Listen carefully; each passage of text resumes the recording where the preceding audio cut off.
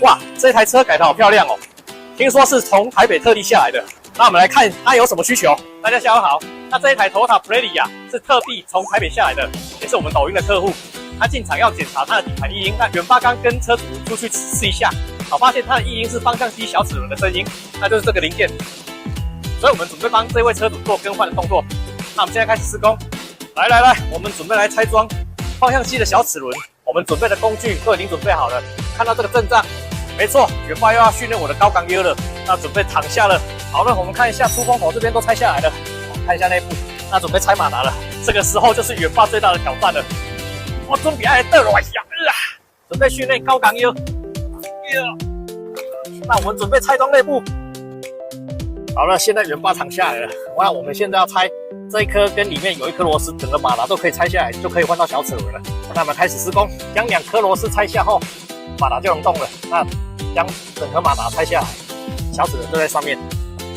那准备更换新品之后，在上面内部我们要用风枪下去清洗一下。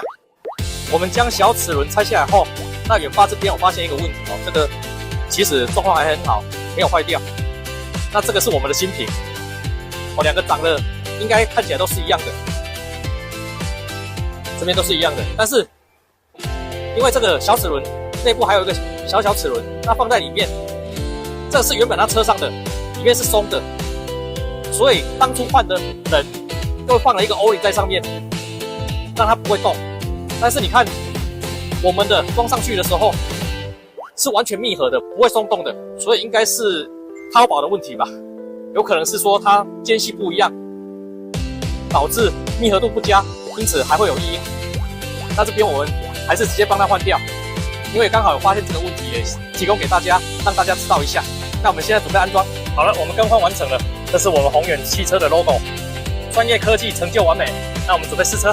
大家好，那以上的维修步骤是我们针对这一台 Toyota Prairie 方向机小齿轮更换的步骤以及细节。那我们当中也发现了有些问题，如果大家看了有什么不懂的地方或是想了解的地方，欢迎底下留言，想了解，让远爸来告诉你。